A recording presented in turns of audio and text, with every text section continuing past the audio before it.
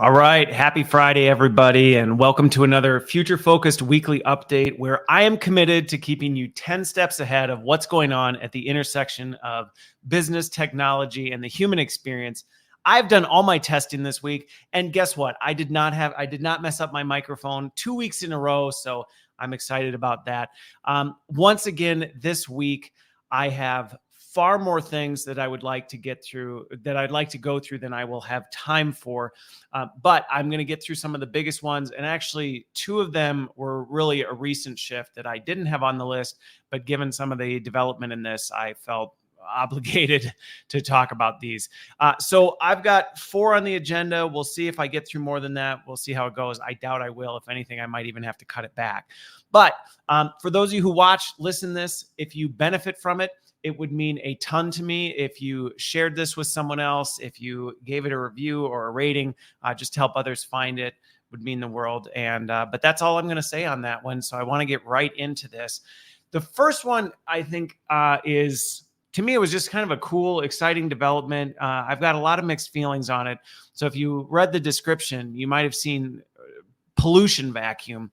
And this one is really interesting in that it's over in Iceland, I believe, but they just opened the world's largest pollution vacuum. It's literally a giant pollution vacuum. It's called Mammoth by a company called Climateworks, I think, something like that. And this isn't the first one. So if you're thinking like, wow, this is a brand new innovation, it's not. It's relatively new. This is the largest of them. This company actually had one previously called Orca.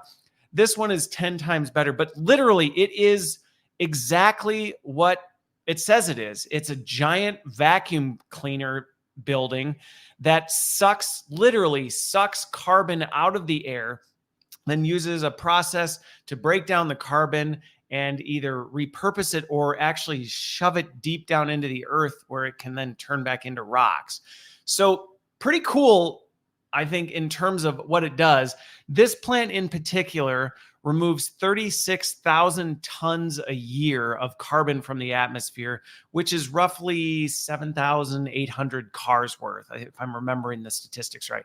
So not earth-shattering when you consider the fact that, if I remember my stats right, to reach our carbon goals, we need to remove like 20 million tons per year or something like that. So 36,000 isn't exactly taking a huge dent out of this, but it's progress towards it. There actually is plans to open one in Texas.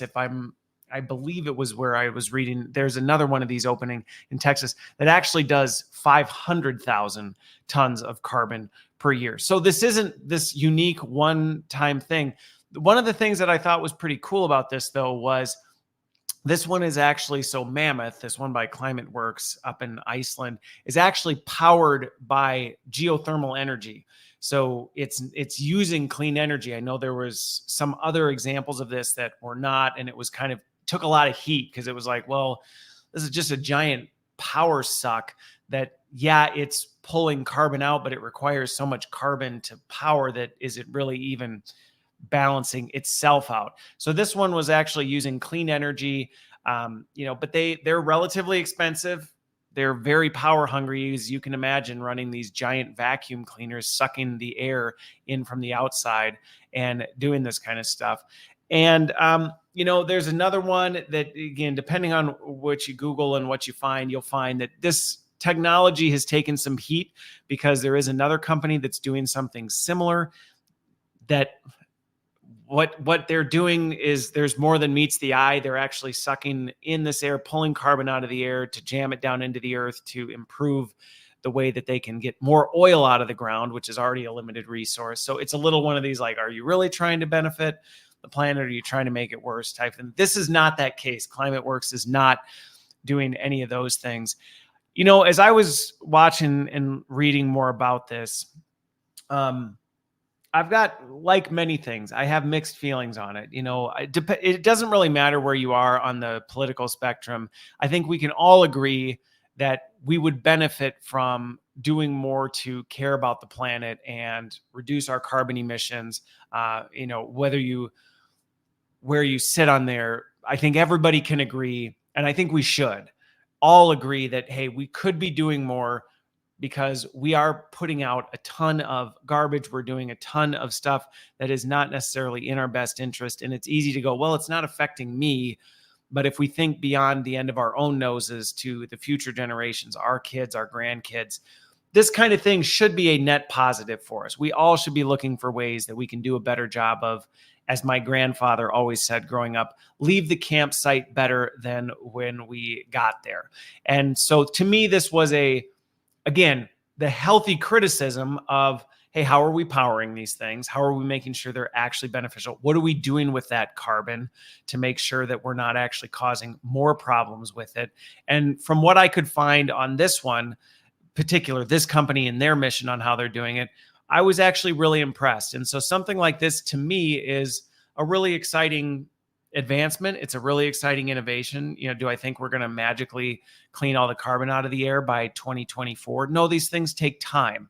And so I think that's one of the things that we have to keep in mind with a lot of this stuff is it's going to take some time for this to happen. I'm actually really excited how much the younger generations care deeply about this. And this is where we're seeing a lot of innovation come out of it. So things like this to me are an encouragement that, yeah, we're starting to recognize more and more that we can't just do whatever the heck we want and not have to deal with the potential fallout or consequences of this stuff. So it was encouraging to see some of these things.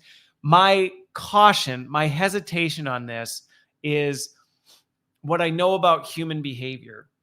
And that can be when we can come up with fixes for things. And I think this is the caution as we think about some of this stuff. And this isn't just with this one. I would say this is to anybody watching or listening. So part of it was just to let people know this was happening, because it's pretty cool to know what's going on in the world and see how we're making progress with some of this stuff and just share a perspective, which to me, the way this one in particular is happening, I think it's a net positive. We're using clean energy to do it. We're being wise with what we do with the carbon we're pulling out of the air. And ultimately, we're just trying to do a better job of taking care of the planet. So yay, Climate Works and the Mammoth thing. Kudos to you. I think we could continue going further down this path to take care of some of the stuff we're doing. The part that gives me pause that I think we need to be careful of, and this would be to anybody when we think about some of these solutions to these problems, is we sometimes have this bad habit of, well, now I've got a solution to it, so now I don't have to be quite as careful. Or now I can put out more carbon because, hey, we're able to suck it out of the air. So maybe I don't need to be as careful. And I think that's something that we just need to be really mindful of, and not so much that everybody listening and watching this can go, oh, so what am I supposed to do with this? But I think this is true with anything when we think about how we're taking care of the planet and things like that, is that we don't look to short-term solutions like this to go, great, now we don't need to change our behavior.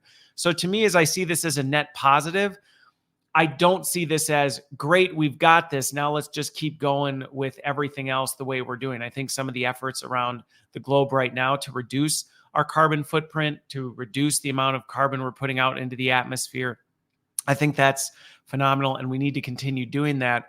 But I do have concerns that sometimes things like this can have an unintended effect. And a good example, I think, of this is I've known people over the years who they tend to be the people that are, I put them in the category of like medicators. If they have a problem, they want a medication to solve that problem. And then once they find the medication to help solve that problem, they actually end up in a worse spot than they were before, because now instead of also changing their behavior, they actually pull back on that behavior change because they go, well, I don't need to change my behavior because now I have this medication to solve my high blood pressure or my cholesterol or my depression or whatever it is. And when it comes to human behavior, we can sometimes fall into this trap. And so as I see things like this, I'm encouraged that we're moving forward with some of this stuff. And I think there can be really positive ways we can do this. The caution I would give is that, as we read articles like this, or as we see positive innovations around this, there's another, if you haven't followed, there's a robot ocean vacuum that just goes around and picks up all the plastic. Super cool innovation. But again, these kinds of things can sometimes lead us to go, well, now I don't need to care as much because there's a plant somewhere sucking the carbon out of the air, picking the trash up out of the ocean. And I think my encouragement to everyone else is this is super exciting. And I hope to see more of innovations like this in the future. But let's not let that leave us to go, well, now I can care less because this innovation is out there. And I think that's just a watch out that we need to take into consideration when it comes to our behavior and our human tendencies. So that's that one. Moving on. This next section is going to take a little while because there's two things I want to talk through. And these two were the things that I did not originally have on my agenda, but I felt they were definitely worth adding to it. So two big announcements over the last week, roughly. So OpenAI came out and released their GPT-4o release. And I want to talk a little bit about that. And then I'm going to get to Google's Project Astra, because of course, OpenAI couldn't come out with a big announcement. Anytime one of these big players comes out with a big announcement, you can pretty much expect another one's going to come right on the heels of it. So I'm going to talk to both of them individually about some of the things I'm really excited and encouraged about, and some of the things that I have legitimate concerns about that I think we all need to be taking into consideration as we look at some of this innovation. So let's start with OpenAI's GPT-4o. I have said, and this is one of the things as I do these weekly updates, is it's always interesting how I'll have a point of view on, Friday one week when I record this, and then I go back and go, holy cow, I've already changed my tune on this. So I've been saying, we're kind of reaching to some degree a steady state with these large language models and their capability. And while we might see, slight iterations on where they're going, we're not necessarily going to see rapid, crazy changes. Some of the innovation that came out with these and did give me pause. And I went, wow, okay, this is creating almost a new ceiling that we're going to be able to hit. So I had previously thought, the curve is kind of logarithmic. We're going to be coming to the top of the curve, and yeah, we'll still see some incremental growth, but we're kind of hitting there. And these two announcements this week, to me, created a new logarithmic curve. So with OpenAI GPT-4o, I will tell you at first glance, if you've been out to ChatGPT or you use ChatGPT, you might not be that impressed on the surface. You might go, I'm not necessarily really noticing that big of a difference. So I want to talk through some of the basic changes that might not seem all that crazy. First is its response time. It is wildly faster. Wildly faster in its capability. So its responses, I would say, are more advanced, more robust, and they're also significantly faster. The latency between asking your question, prompting it, and getting a response, and I'll talk to where this ties into things, is ridiculously faster. The other piece is its advanced image generation. Now, I will say, first of all, its ability to create images is much, much better. I was playing around with it all week this week, and it's really good. I think one of the most notable things, not only in just its accuracy of what it can generate, but text. If you've ever tried to generate an AI-generated image and you have any sort of text, or you ask it to put any text, you're probably familiar with the gobbledygook it often puts, or you're like, swing and a miss. You got close, not quite. That has radically changed. I was testing it, can you do this? Can you make it say this? Can you add this? And it actually is accurate now, which again, you might go, well, small change, right? This isn't a whole lot different. On the image generation, the other thing that was wildly crazy, and I've been playing with this, is now, before, if you've done any image generation work with it, you know that you could create an image, and if it wasn't right, you'd have to reprompt it. And even if you said, can you keep that, but can you just make this change, you'd get a new image that wasn't really even close to what you originally did. Now, not only will it maintain what you did, and really with a high degree of accuracy, you can actually go into the image, and I just did this before where I just highlighted a specific character in the image and said, can you change this one to that? And it preserved the rest of the image and just modified the part that I selected. So this is pretty significant in its advanced capability. I think one of the other things that is cool-ish is they've made GPT-4o available to everyone. That was one of the big announcements with ChatGPT, is now you can have access to the latest model, even on the free version, which has left a lot of people who are paying for it going, why am I paying for ChatGPT?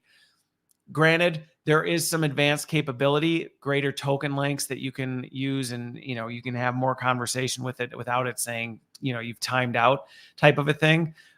But it's where we're going with this that I think the paid features come into play. But I think the other thing is we're going to continue to see this as the technology democratizes.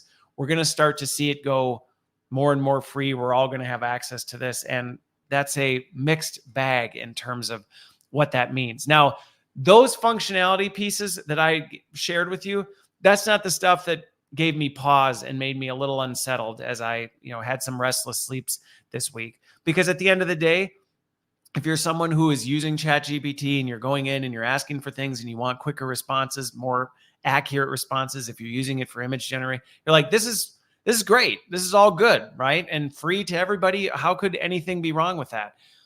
This is where my hesitation starts coming into it. So as I watch some of the demos, and not all of these features have been released. So if you have the paid version of it, you may not see it. I've toyed around with some of the functionality. It's not, I don't think, widely rolled out yet. But one of the things that they have added to this is the ability to now with the app, or even the desktop app, there's a desktop app now too as well, where it can see. Okay, so it can see, you can turn on your camera, you can turn on screen sharing, and it can see and respond to things in real time. Going back to what I said before, the speed of this has been dramatically increased, which when you think about being able to see and respond, you want it to go quickly. You don't want to show it something and then have to wait for a while for it to process. And this processing capability exponentially growing is now making that much more viable. So again, not all these functionality. If you go out and you're like, well, Christopher, you said it can do this, I'm not able to do it. You might not have access to it yet. But on the mobile device, you can turn your camera on and it can see and interact with what it sees and observe things. It can, there's an example, if you want to see it, you can look it up, where they just point it at a math equation and it can assess the math equation. And then again, from a response and latency, this is where conversational AI is really getting a little bit unsettling, to say the least. And I'll talk about why it's unsettling, because some folks might hear this and go, this is great, isn't it? Yes. And there's more to the story. So now you can literally show it something and talk to it as though you're talking to another human being, and it will dynamically respond. So some of the demos, if you see, and I was playing around with this with my kids last night, you can actually interrupt it and it'll stop. And so before, with these large language models, if you've played with them, you kind of got to wait for it to finish its thing. And then you got to go back and then, ask it to make another change. Now it can be in the middle of something and you can interrupt it and say, actually, no, you're off track. I actually am trying to do this. And this is more if you're doing it with the voice version of it. So if you haven't played with the voice, you actually can talk to it like a person and it will interact with you on a human level. Like I said, I was doing this with my kids last night. We were quizzing it on some of the stuff that we were doing for their school this week. And so again, first of all, the conversational and the low latency allows you to talk and interact and interrupt like you would, much like a human conversation with it. And it is quick enough to respond that way. But now its further advanced capability is it has vision capability. So its multimodal capability can now see things, interact, and respond all at the same time in almost near real time. I won't say it's 100% the same as if you were sitting having a conversation with me, but it's pretty darn close. Now, where I get concerned to some degree on this one, again, it's less about the technology and more about our human tendencies, which is we can become very over-reliant on things. And if you listen to my weekly update last week, as OpenAI starts to explore responsible adult use, which you can listen to last week's if you want, but I don't think there is responsible adult use. You start to think about how this changes human behavior and the way we're interacting with AI. So no longer will we just interact with it in this 1990s RPG text-based approach, but we will begin to interact with it like we would interact with another human being, which is why you see so many things like Apple. Likely Apple's going to pair with OpenAI to basically make their model the new AI assistant on our phone. So when you think about that, suddenly now you're talking with your phone like you would be talking with another human being. And as we think about human behavior and this over dependence, we can, one, not only start to form unhealthy emotional bonds with the technology, because now it's behaving more and more like a person, and the lines between the technology and, say, your friend suddenly get blurred, and suddenly you can start talking with it as though, well, why would I call my friend and talk through what I'm going through when I can actually just pull up my AI assistant and talk through and maybe get some advice and feedback. And I think there can be some healthy uses of that. I am concerned that we don't always have the wherewithal to do that in a healthy way, and can become over dependent and not realize some of the unintended consequences that can come with that. I think the other part with that, and again, with that one, when you think about it being integrated into your mobile device, it just becomes that much more risky for us. And I think we need to be very careful with how much we are engaging with it and how we're engaging and for what purposes. Do I think it's great that we'll be able to interact with AI on a more human level and work with it the way we work with a person when we're trying to problem solve? I think there's definitely some benefits to that. Am I concerned that we are going to become over reliant and over dependent on it for things, and in our complacency stop thinking, stop, really rustling through things and just go, I'm just going to talk to my AI agent to help me figure this stuff out? Yeah, I think that's a real risk that we need to be mindful of as we look at these advanced models and some of the capability coming out. The vision capability that, so actually, before I get to the vision, when you think about the fact that you're interacting with this now on a voice level, which you could before, but not to this degree, you got to remember this thing is now listening. So when I say AI has ears now with these new capabilities, it truly does, especially when you think about how people are going to interact with it. And if you think as it's listening to what you're saying, it's only hearing your voice and what you're asking, it's not. And I know this because even last night when I was playing with my kids, it was picking up other things that were happening. My wife was talking to one of the other kids in the other room, and it was picking that up and getting confused by what was being asked. And so when you start to think about now AI having ears to everything that's going on, and some of the potential risks in terms of how are we using this with wisdom and discernment, and how are we being sure that we're not using this, or they're not being used for purposes that we aren't necessarily opting in for. Because again, once you say, yeah, go ahead and listen, you're authorizing that AI to say, yeah, listen to whatever's going on. You are giving it permission to do that. And so I think we need to be very mindful of that and think consciously about when are we actually engaging in that, because we are consenting to giving AI the ability to listen to whatever it is that's going on. And I think this is going to start bringing up some other concerns that people are going to have of, well, what if I'm giving consent to my AI to listen, but the other people in the room aren't giving consent to that AI to listen? And what does that potentially have implications for? I think the other part that is something we need to be mindful of is the fact it has eyes now. So this near real-time ability to see things and interact with it and respond to it, contextualize the environment it's in. Yes, can that have some really great benefits for us? Sure. If you're trying to fix your sink and you can't quite figure out what's going on, or you're trying to do something and you go here, you want to be able to just show it a picture of it or a live video of it and have it be able to contextualize it, that can be really beneficial. But again, are we being really thoughtful, intentional about what are you giving it access to see? And are you thinking about the implications of that? Because it's going to become easy for us to become so over dependent on this that we just don't even put in the thought of, here, I'm turning my camera on so I can talk to my AI assistant, and what really am I authorizing it to see in my environment? And have I considered that before I just say, yeah, go ahead, take a look at what I'm doing here? I was, again, impressed with its ability, with this vision capability to detect and respond in an emotionally intelligent way. One of the demos I saw was talking about, it was showing somebody on a camera and asking for feedback on how this person was. And it did a very good job of accurately and nearly instantaneously responding to what it was observing. Now, I know some people might see this and freak out. Some might see it and go, this is no big deal. To me, I'm right in the middle, and it's really more because of how we tend to be as people and some of the vulnerabilities we have that this now opens up for us, and where we may go with it.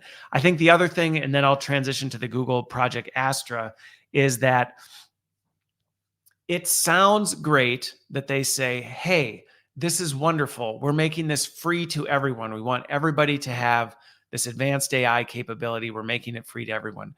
Nothing in life is free. So just remember that. Nothing in life is free. And so if someone is giving you something for free, you are the product. And so OpenAI is saying now everyone can access GPT-4o and soon all of these advanced capabilities for free. You are the product. And of course, OpenAI wants you using all of these capabilities to further train its AI. Yes, are you getting a benefit out of it? But you're also training the AI on things. Right now, AI does not have eyes and ears. It does not have a lot of context. And that's a real problem for some of the advanced AI things that they're trying to do. Is there's just not enough real world contextual data to train AI to know how to respond, how to interact, how to do all these things. You give away a AI application that allows you to turn your camera on and walk around and show it things and talk to it and have it pick up environmental cues with its eyes and ears and figure things out. You're giving it unlimited access to data that can further train it. Now, again, this could be a really positive thing. It also has some really potential negative consequences. And I think my advice to everybody, because you may hear this and freak out and go, I'm deleting everything off my phone. I don't think that's a healthy response. But what I think we need to be thinking about is how are we being extremely intentional and thoughtful about when, where, and how we're using these things so that we aren't inadvertently sharing and training AI on things that we don't necessarily want. And how are we keeping parts of our lives still private from this? And that's going to become harder and harder and harder. But I think this is something that we all need to be aware of, because what can look great on the surface, hey, free tool, does all these things, you'll never have to do anything anymore, suddenly has other things that just need to be taken into consideration as you go down this path. And so as we go down this path, I absolutely encourage people to experiment with this. Go out and test some of this functionality. It's pretty cool, but test it with discernment and caution, just thinking carefully about when, where, and how you're using it so that you don't end up with some inadvertent consequences and you don't become over-dependent on it. All right. Now, on a similar but different note, I want to talk about Google's Project Astra, which again, there's a ton of stuff that came in. So I'm not going to do an overview of everything that was revealed at Google's kind of big launch event for Project Astra. The one I want to highlight in particular that again gave me pause was how integrated these AI systems are becoming into literally every aspect of our life, and how people who even may go, well, I don't really, see myself using this. It's like, well, you're really not going to have a choice if you plan on existing in, any sort of regular environment, because it is going to become so embedded into it. And one of the things that I saw in particular, so Google had very similar functionality in some of their stuff that they were announcing, again, to kind of keep up with GPT-4o. So I won't repeat all that functionality. So everything I just described for GPT-4o is coming to Google Gemini. They're already releasing some of these features and functionalities. So all of that you can kind of imagine just in a different vein, Apple, Android type of a thing. But then where Google really is bringing this to life is their integration with their Google Suite and all the different applications that they have. So think Gmail, the Google Workspace, all the different stuff that goes along with that. And if you're a corporate employee or just an employee in general that uses these kind of systems, you can start to think about the different possibilities of how all these things start coming together. And again, on the surface, can seem really great. One thing they talked about was their Google Gems, which now not yet. They'll be released in September, I think it was. But you can set up specific AI agents that are actual employees in the company. They have an email address. They have, a chat thing. They can, they basically exist as an entity in the organization, and they're specially trained for the purposes that you need them for.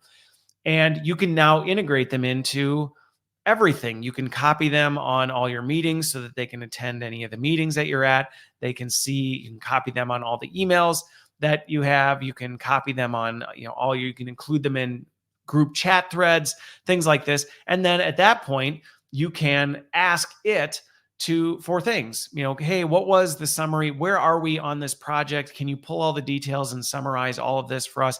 That's great. Would you also be able to put that into a brief few slides and send that out to the rest of the team? And all of this can be done in near real time. And again, there's a human in the loop, like it'll confirm with you, is this, what you want to see? Yes. And then you can ask it to do all this stuff. But as I was watching this one in particular, I know a lot of people today that all the things it just showed, that's their job. That is their job.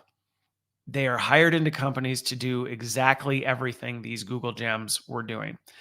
Now, I don't say that as a doom and gloom, fear mongering, oh my gosh, AI is going to take away all human work, because as I was watching these things, I went, there's a lot of this stuff that I know is just administrivia that is consuming lots and lots of people's time. And imagine the things they'd be able to do if they didn't spend half their day scouring through emails, trying to remember where the project status was, or who was on point for doing this, or what the action items were, or what we committed to last week, type of a thing. Yeah, I think there's some real benefit to it. But when I say I know there are people that are hired on to do this today, it's because this is very time and labor intensive. And oftentimes this results in people having jobs that is nothing but this.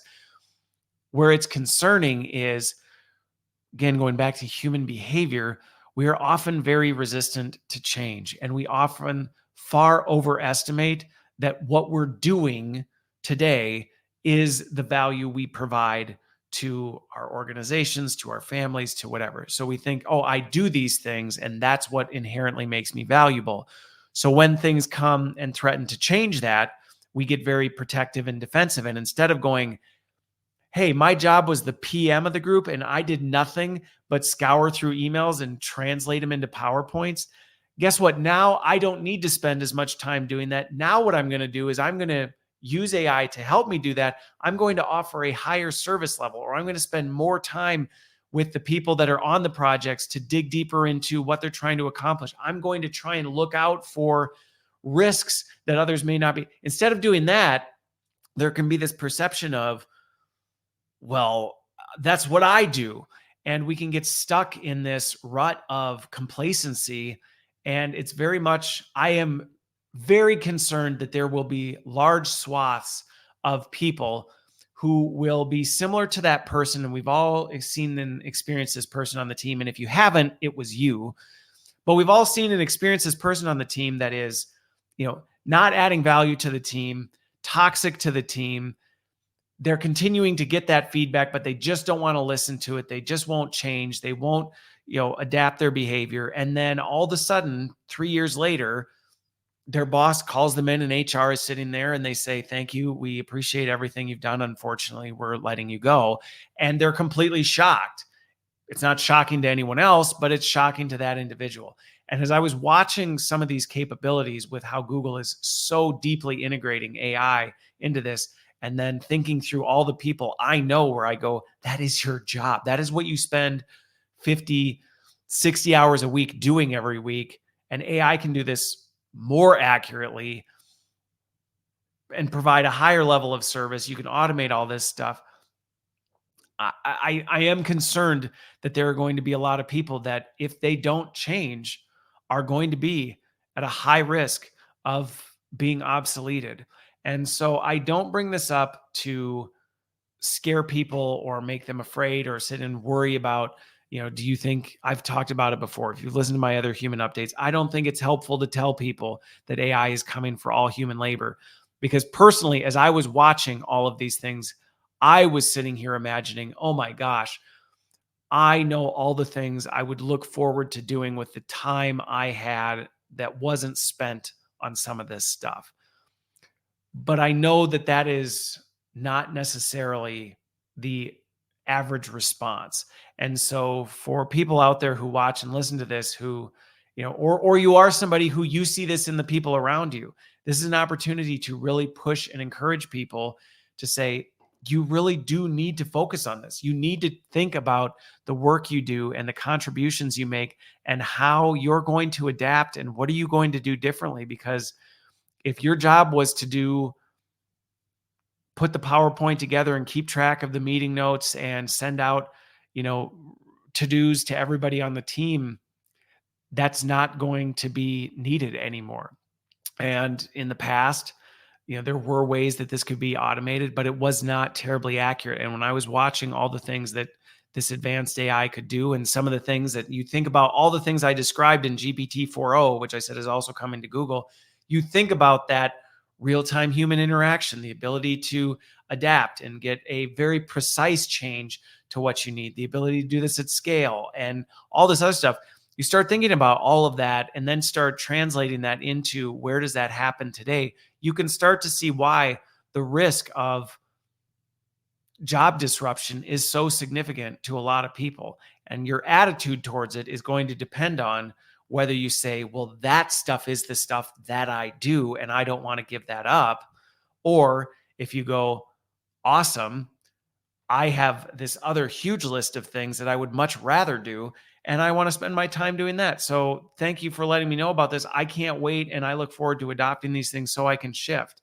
And I think that's an attitude that we really need to push and encourage in people, and for sure, need to develop some serious skills in a lot of people who maybe that's all they've ever had to do, or maybe that's the only thing their organization has really needed them for. And so how do we prepare them for the change that's coming?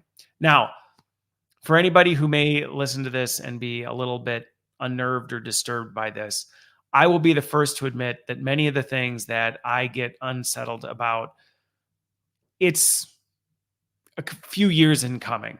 So if anybody's thinking these things I described are going to happen in 24 or 25, I just know what the change curve is like and how much resistance there is to AI adoption, and people are just stubborn.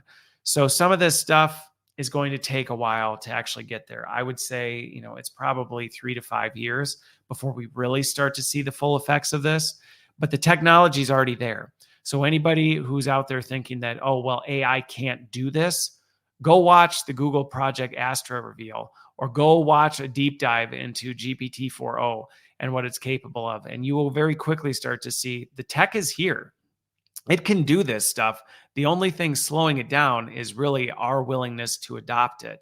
And at some point, we're going to hit a level of maturity and adoption that even if you aren't ready, everybody else will. So you either have an opportunity to participate in the change or have the change happen to you. And I think that's where I would just encourage people to do it with wisdom, do it with discernment, be really mindful and careful.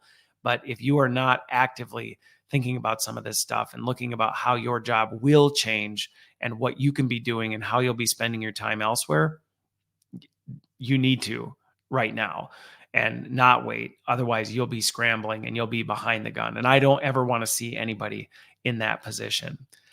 Now, that leads me to my last one, which I understand where this is a natural pairing coming out of this. Sam Altman has talked a lot about this. There's been a lot more talk about universal basic income and how AI not only has the ability to potentially fund some of this, but it really, because of all this disruption I just talked about, it almost should be mandated to help fund some of this UBI stuff so that we at least know people in these transition seasons will be able to make the transition, or people who are struggling to make the jump have some sort of financial security. Because if you followed my stuff for long, I talk a lot about the fact that I have real concerns about the class divide that's going to come from some of this stuff. The haves and have-nots, and the folks who are super adept to adapting to some of these things will get further ahead, and the people who are struggling and lagging in some of this will fall further behind. And one of the proposed ways that is continuing to come up in conversations is, well, do we take some of the revenue or some of the capability, really the revenue that is coming from all of this AI advancement, and do we somehow use that to fund some base level income to ensure that people all have enough money to live? I have mixed feelings on this for the same reasons I do with the world's largest pollution vacuum. I think on the surface, it can sound like so to be clear, lest anybody get really mad at me and say, so you don't think everybody should at least have enough to survive? Actually, I do.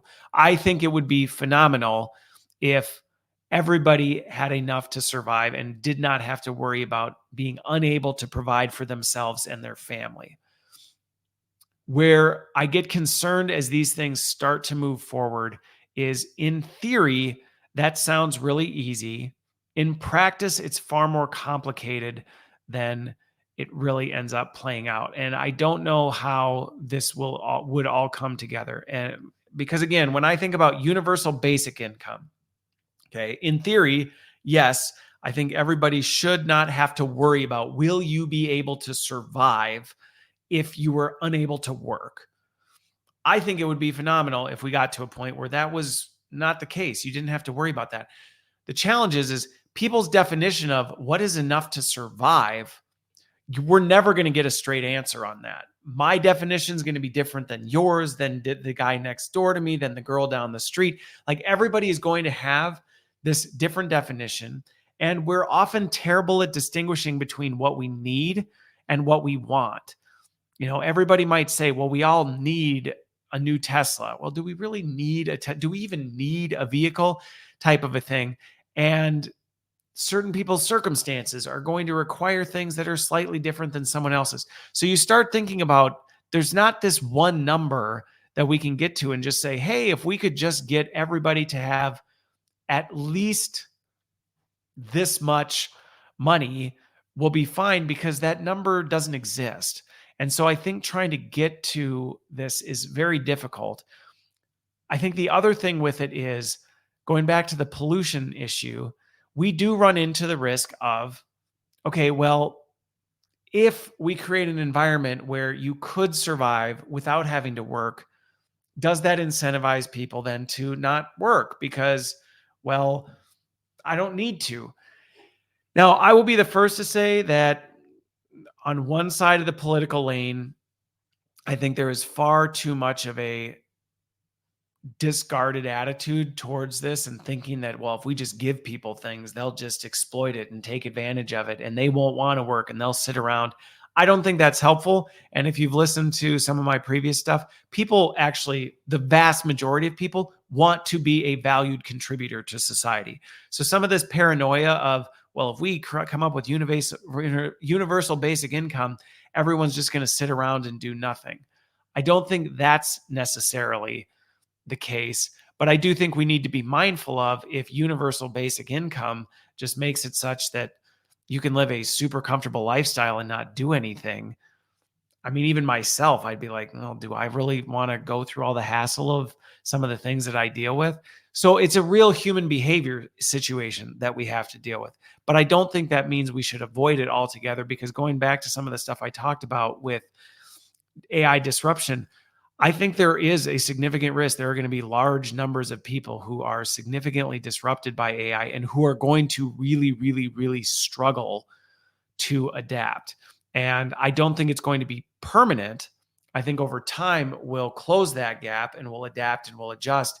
But when I think about the pace at which this is moving, I do think there is going to be this window of significant disruption where there are going to be a lot of people struggling to make it through. And I do think the conversation and the focus on, what are we going to do about that? And how do we think about that from an economic standpoint? And how do we think about, rather than these big tech companies or some of these folks who already have more money than they know what to do with, just continues to fuel that, how do we redistribute some of that? Now, don't listen to that and think I'm promoting socialism, or let's just take from the rich and just distribute it out to the poor in kind of a Robin Hood sense. But I do think we need to think about, how are we making sure we're not leaving people behind? And I think that is a serious consideration that we do need to be thinking about as we move into this age, is how do we make sure nobody is left too far behind? And how are we doing things to make sure people can thrive and succeed in this disrupted and kind of ever-changing world, especially given the pace at which it's moving? I can tell you right now, well, we have gone through things like this in the past. We have never experienced what we're about to experience in the next few years. And it's largely due to the pace. I mean, I'm not kidding when I say every week goes by and I go, holy cow, like I thought we had more time before we got to this. And when you think about some of these AI changes, when you go, well, now if we're contextualizing this and it's fed all the data that previously it didn't have, again, that logarithmic scale is not leveling out. Now, all of a sudden it's up here. And so when some of us are feeling like, hey, we might be able to actually sit through a level of stability for a bit, it's like, nope, not really, because now we just created a new scale. And I think we're just going to continue to see some of these advancements. So when it comes to this stuff, I do think we need to be having productive conversations about, how do we prevent people from falling too far behind? And what we need is, we need people from both sides of the table. And that's one of the things that concerns me about this, is we've become so politically charged that anybody who says, hey, I think we need to make sure nobody falls behind, is suddenly accused of being a socialist or a communist, and it shuts down the conversation. And anybody who says, I do think we need to take into consideration that if we just give people things and we don't require them to continue to grow and hold them accountable to adjust and adapt, there will be a complacency that comes into place that isn't healthy. And all of a sudden you're accused of being cruel and you don't care about the disadvantage. It's like, we need to stop that. That's what we need to stop, so we can have a productive, broad spectrum conversation about the fact that AI is going to massively disrupt us at a pace that we have never experienced in human history.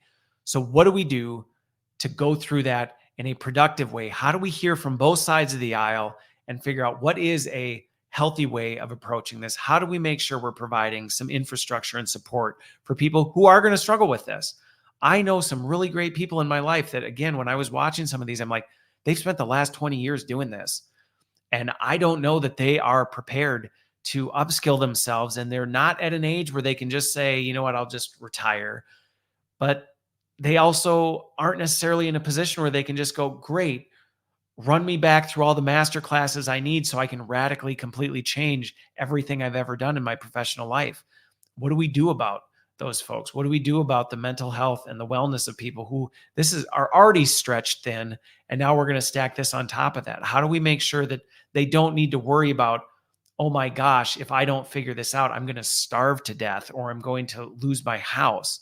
That's not a fear that I think anybody should have to worry about when we think about how much money this stuff is creating and how much wealth we have. And I think we need to be able to talk about this in a healthy, productive way, instead of just arguing and shooting, shots across the bow at each other, so we can come up with some sort of plan that can hopefully help get us to a better place. And I don't have the answers. Would I love to be involved in more of those discussions and bring a healthy, balanced perspective and hear both sides and go, what if we did something like this and actually move it forward? Absolutely. But I have not cracked the code to, well, what would that look like? But I think it's something that we are going to have to think about and engage in. And I hope that we can lay down our political swords and get to a healthy discussion about what we do, or it's going to be even worse than it's already going to be. And again, I tend to be very much an optimist, and I think there's a lot of bright futures ahead. I firmly believe we'll get through this, but I think we've got some rough roads that we're going to have to navigate. And if we can't get over ourselves and our egos and our, attitudes, we're actually just making this harder on us. It's not that we won't solve it. It's that we're making it exponentially harder than it needs to be. And I hope we can mitigate that. And if anything, my call to that is that in all of these topics, climate, AI advancement, integration into work, universal basic income, all of these things, my ask would be that we set aside our egos and say, these are real problems. They're going to be affecting every single person on the planet. They're going to be affecting the generations to come. Let's have a healthy, productive discussion on it so we can figure out what is the best way we can approach this that meets the needs of everybody. So with that, a little longer than I would have liked to, but these are some really big, heavy topics that I wanted to make sure I get through. I hope you have a wonderful rest of your week and weekend. Hopefully this gives you some food for thought. Hopefully it doesn't keep you up at night like it has for me this week, but I do hope it challenges you to think and lean into these and be starting to think about what role you can play in being part of the solution, because you're going to have to deal with it one way or the other. There's just no way around it. So with that, I will talk to you later and see you on the other side.